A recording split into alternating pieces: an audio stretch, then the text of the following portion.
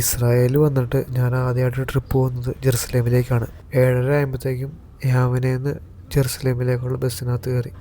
ഏകദേശം 56 കിലോമീറ്ററാണ് യാവനേന്ന് ജെറുസലേമിലേക്കുള്ളത്. ഒരു 1.5 മണിക്കൂറിനുള്ളിൽ ജെറുസലേമിലെത്തിയപ്പോഴത്തേക്കും ചെറിയൊരു പച്ചപ്പ്, ചെറിയൊരു സെറ്റപ്പൊക്കെ കാണാൻ തുടങ്ങി. ഏകദേശം ഒരു 1.5 മണിക്കൂർ കൊണ്ട് ജെറുസലേമിലെ സെൻട്രൽ സ്റ്റേഷനിലെത്തി.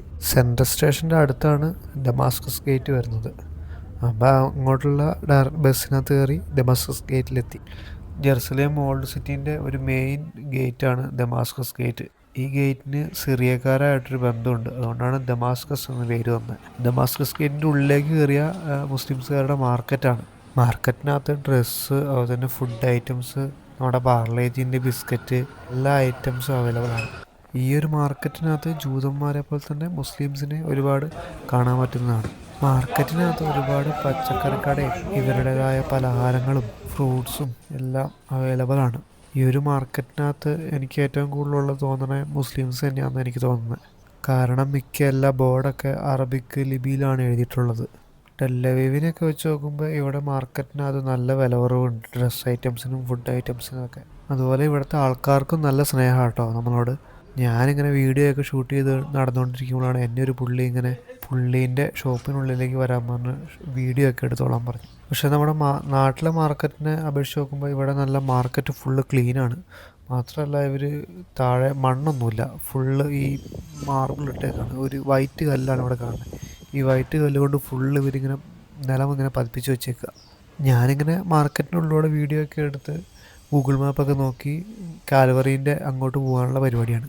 അതിൻ്റെ ഇടയ്ക്കാണ് ഈ മാർക്കറ്റ് വരുന്നത്. അപ്പോൾ ഏതാണ്ട് നമ്മൾ പള്ളീൻ്റെ അടുത്ത് ഏതാണ്ട് എത്താറായി, കർത്താവിൻ്റെ കല്ലറയുള്ള പള്ളീൻ്റെ അടുത്ത്. അങ്ങോട്ട് എത്തുമ്പോഴത്തേക്കും കുറച്ചും കൂടെ ക്രിസ്ത്യൻ ഏരിയ ആയിട്ട് മാറും. കടകളിലൊക്കെ കൊന്തയും മെഴുകുതിരിയും പിന്നെ മാതാവിൻ്റെയും സ്ത്രീയന്മാരുടെയും കർത്താവിൻ്റെയൊക്കെ ഉള്ള പഴയ രീതിയിലുള്ള ഫോട്ടോസും അങ്ങനെയുള്ള കടകളൊക്കെയാണ് കൂടുതൽ ഇവിടെ കാണാൻ പറ്റുന്നത്.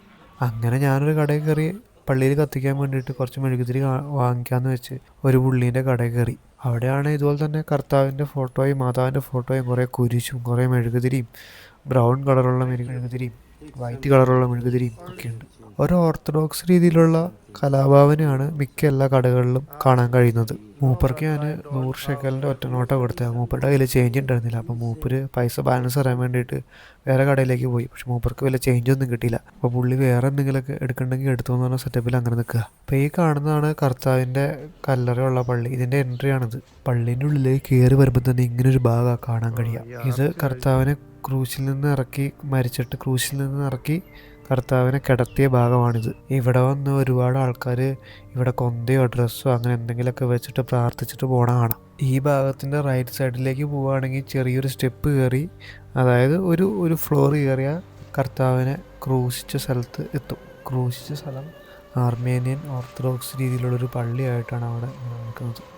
ഇവിടെ വരുന്ന വിശ്വാസികൾക്ക് പ്രാർത്ഥിച്ച ശേഷം ഈ ഒരു ഹോളിലൂടെ കൈയിട്ട കർത്താവിനെ ക്രൂശിച്ച ഈ ഒരു പാറയിൽ നമുക്ക് കൈ തൊടാൻ പറ്റും. അവിടുന്ന് പുറത്തിറങ്ങി പിന്നെ ലെഫ്റ്റ് സൈഡിലേക്ക് പോയാൽ കർത്താവിൻ്റെ കല്ലറ കാണാൻ പറ്റും. കർത്താവിൻ്റെ കല്ലറ എന്ന് പറഞ്ഞാൽ അതൊരു ചെറിയൊരു അർമേനിയൻ പള്ളിയാണ്. അർമേനിയൻ ഓർത്തഡോക്സിൻ്റെ ഒരു പള്ളിയാണത്. പള്ളിക്ക് ചുറ്റും ധൂപക്കുറ്റികളൊക്കെ അവർ വെച്ചിട്ടുണ്ട്. ഞാൻ വന്ന ടൈമിൽ അധികം തിരക്കൊന്നും ഉണ്ടായിരുന്നില്ല, അതുകൊണ്ട് എനിക്ക് അത്യാവശ്യം നല്ല സമയം കിട്ടി. ഈ ഒരു ചെറിയ ചാപ്പലിനുള്ളിലേക്ക് കയറുമ്പോൾ ആദ്യം ഒരു കല്ല് കാണാൻ പറ്റും. ആ കല്ലിൽ ഒരു മെഴുകുതിരി കത്തിച്ചതായും കാണാം. കർത്താവ് ഉയർത്തെഴുന്നേറ്റപ്പോൾ പുറത്തേക്ക് വന്നപ്പോൾ കല്ലറയുടെ വാതിലിൻ്റെ അടുത്തുള്ളൊരു കല്ലാണ് എന്നാണ് വിശ്വസിക്കുന്നത്. ചാപ്പലിനകത്തേക്ക് ആദ്യം കയറുമ്പോൾ ഈ ഒരു ചെറിയ റൂമാണ് ഉണ്ടാവുക. അത് കഴിഞ്ഞ് രണ്ടാമത്തത് വേറെ റൂം കൂടി ഉണ്ടാവും. അതിനകത്താണ് കല്ലറ ഉണ്ടാവുക. ആ റൂമിനകത്ത് കയറുന്നത് ചെറിയൊരു വാതിലിലൂടെയാണ്. അത് നമ്മൾ കുനിഞ്ഞ് തന്നെ കയറേണ്ടി വരും. ഓർത്തഡോക്സ് പള്ളികളെ പോലെ തന്നെ ഈ ഒരു ചാപ്പലിൻ്റെ പുറകു ഭാഗത്തും ഒരു കവാടമുണ്ട്. ആ കവാടത്തിനകത്തൊരു അർമേനിയൻ അച്ഛൻ ഇരിപ്പുണ്ട്. അച്ഛൻ പറഞ്ഞ് ഈ ഒരു കല്ലറേൻ്റെ ബാക്കി തന്നെയാണ് ഇവിടെ ഉള്ളത്, അതിൻ്റെ ഒരു ചെറിയൊരു കല്ല് ഇവിടെ ഇരിപ്പുണ്ടെന്നാണ് പറഞ്ഞത്. അവിടെ നമുക്കിതുപോലെ തിരികൾ കത്തിച്ചിട്ട് പ്രാർത്ഥിക്കാവുന്നതാണ്. ചാപ്പൽ ചുറ്റി നമ്മൾ പിന്നെ റൈറ്റ് സൈഡിലേക്ക് പോകുമ്പോൾ ആർസുകാരുടെ ഒരു ചെറിയൊരു ചാപ്പൽ ഇതിനകത്ത് കാണാവുന്നതാണ്.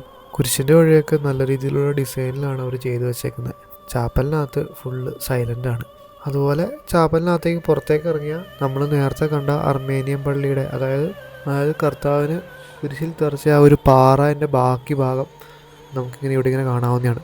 ആ പാറേൻ്റെ എവിടെ പൊട്ടിച്ച് നോക്കിയാൽ ഇങ്ങനെ ഒരു ബ്ലഡ് അല്ലെങ്കിൽ ഒരു റെഡ് കളർ ഇങ്ങനെ കാണാവുന്നതാണ്. ഈ കല്ലിലിരുന്നാണ് കർത്താവിൻ്റെ തലയിലേക്ക് മുൾക്കിരീടം വെച്ചത്. പിന്നെ നമ്മൾ റൈറ്റ് സൈഡിലേക്ക് പോകുമ്പോൾ വേറെ ഒരു വാതിൽ കാണാം. ആ വാതിലിലൂടെ താഴേക്ക് ഇറങ്ങിയ വേറൊരു മദ്ബഹ ആണ്. ഈ ഒരു സ്ഥലം എന്ന് പറയുന്നത് നമ്മുടെ ഹെലൻ രാജ്ഞി കർത്താവിൻ്റെ കുരിശ് കണ്ടെത്തിയ സ്ഥലമാണ്. കർത്താവിനെ ക്രൂശിച്ചിട്ട് കുറേ വർഷങ്ങൾക്ക് ശേഷം പിന്നെയാണ് കർത്താവിനെ ക്രൂശ് കണ്ടെത്തിയത്. ആ കുരിശ് കണ്ടെത്തിയ സ്ഥലത്താണ് ഇപ്പോൾ നമ്മൾ നിൽക്കണത്. ഈ സ്ഥലത്തിലൂടെ ഇപ്പം കണ്ട മദ്ബഹയിൽ നിന്ന് താഴേക്ക് പിന്നെ ഇറങ്ങി പോകുമ്പോഴാണ് കർത്താവിനെ കണ്ടെത്തിയ ഒരു ക്രൂശ് കണ്ടെത്തിയ സ്ഥലം നമുക്ക് കാണാൻ പറ്റുന്നത്. ആ ഒരു സ്ഥലം മാർക്ക് ചെയ്തിട്ടുണ്ട്. കുരിശ് കണ്ടെത്തിയ സ്ഥലം ചുറ്റും നോക്കുമ്പോൾ ഫുള്ളും പാറയാണ് കാണാൻ പറ്റുന്നത്. ഹെലൻ രാജ്ഞി ഒരു കുരിശും പിടിച്ച് നിൽക്കുന്നൊരു പടം നമുക്കിവിടെ കാണാൻ പറ്റുന്നതാണ്. നമ്മുടെ നാട്ടിലെ പള്ളി വെച്ച് നോക്കുമ്പോൾ അങ്ങനത്തെ ഒരു ഡിസൈൻ അല്ല ഈ ഒരു പള്ളിക്കുള്ളത്. ഈ ഒരു പള്ളിക്കുള്ളതെന്ന് വെച്ചാൽ ഇതൊരു മലയാണ് ഇവരൊരു പള്ളിയാക്കിയത്. മല എന്ന് വെച്ചാൽ ചെറിയൊരു കുന്ന്, ആ കുന്നാണ് ഇവർ പള്ളിയാക്കിയത്. ആ പള്ളീൻ്റെ ഉള്ളിൽ തന്നെ ഒരു അർമേനിയൻ പള്ളിക്കാരുണ്ട്, അതുപോലെ തന്നെ വേറെ ഓർത്തഡോക്സുകാരുണ്ട്, ആർച്ച് സഭയുണ്ട്. അങ്ങനെ 4-5 സഭ കൂടി ഓരോരോ കർത്താവിനെ ക്രൂശിച്ച സ്ഥലം ഒരു പള്ളീൻ്റെ, കർത്താവിനെ കവറടക്കിയ സ്ഥലം വേറൊരു പള്ളീൻ്റെ, പിന്നെ ഹെലൻ രാജ്ഞിൻ്റെ ക്രൂശ് കണ്ടെത്തിയ സ്ഥലം വേറൊരു പള്ളീൻ്റെ. അങ്ങനെ ഓരോരോ സഭക്കാരും ഓരോരോ സ്ഥലം ഇങ്ങനെ ഏറ്റെടുത്ത് വെച്ചേക്കാണ്. അതൊക്കെ കണ്ടു കഴിഞ്ഞപ്പോഴത്തേക്ക് നൈസായിട്ട് വിശന്ന് തുടങ്ങി. പിന്നെ ഫുഡ് കഴിക്കാമെന്ന് വെച്ച് നൈസായിട്ട് പുറത്തേക്ക് ഇറങ്ങി. അപ്പോൾ പുറത്തേക്ക് ഇറങ്ങിയപ്പോൾ ഇവിടെ മുസ്ലിംസിൻ്റെ മാർക്കറ്റാണുള്ളത്. അങ്ങനെ മാർക്കറ്റിൻ്റെ ഉള്ളിലൊരു കടയിൽ കയറി. അപ്പം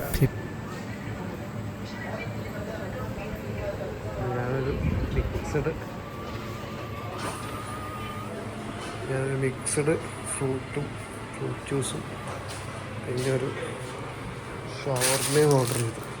ഷവർമയാണെങ്കിൽ ഒരു പുട്ടും കുറ്റിനെക്കാട്ടും വലുതാണ്, യമണ്ടം വലുപ്പം. ഇവിടെ ഫുഡിൻ്റെ കാര്യം നോക്കുകയാണെങ്കിൽ ജെറുസലേമിൽ നല്ല വില കുറവുണ്ട്. ഏകദേശം ഈ ആവനയിൽ ഈ ഒരു ജ്യൂസിന് ഏകദേശം 25 ഷെക്കലെങ്കിലാവും. ഈ ഒരു ഷവർമയ്ക്ക് ഒരു 60 ഷെക്കൽ 70 ഷെക്കലെങ്കിലാവും. 60 ഷെക്കലിനും കിട്ടില്ല. ഇവിടെ ഫുഡിൻ്റെ കാര്യത്തിൽ ജെറുസലേമിൽ നല്ല വില കുറവുണ്ട്. ടെല്ലവീവ് ആവനേനെ വെച്ച് അപേക്ഷിച്ച് നോക്കുമ്പോൾ നാട്ടിലത്തെ ഷവർമേൻ്റെ അത്ര വലിയ ടേസ്റ്റൊന്നും ഇല്ലെങ്കിലും കുഴപ്പമില്ലായിരുന്നു. വരി ഇതിനകത്ത് എന്തൊക്കെയോ ചിക്കനും കുറച്ച് വെജിറ്റബിളും കുറച്ച് ബീട്രൂട്ടും പിന്നെ വേറെ എന്തൊക്കെയൊക്കെ സംഭവങ്ങളൊക്കെ നന്നായി മിക്സ് ചെയ്യുന്നു. ഇവരുടെ മസാലയൊന്നും യൂസ് ചെയ്യാത്തതുകൊണ്ട് നാട്ടിൽ അത്ര വലിയ ടേസ്റ്റൊന്നും കിട്ടുന്നില്ല. ഇപ്പോൾ ഏകദേശം ഉച്ചയായി. ഇനിയിപ്പോൾ വെസ്റ്റേൺ വാളിലും കൂടെ പോയിട്ട് നേരെ റൂമിലേക്ക് തിരിക്കാനുള്ള പരിപാടിയാണ്. ഇവിടെ ഒടുക്കത്തെ വെയിലാണ് കേട്ടോ. ഇതിപ്പോൾ മാർക്കറ്റായതുകൊണ്ടൊന്നും അറിയാത്തതാണ്. ഇനിയിപ്പോൾ നേരെ വെസ്റ്റേൺ വാളിലേക്ക് പോവുക, അത് കഴിഞ്ഞിട്ട് നേരെ റൂമിലേക്ക് തിരിക്കുക. അപ്പോൾ അടുത്ത വീഡിയോ കാണാം.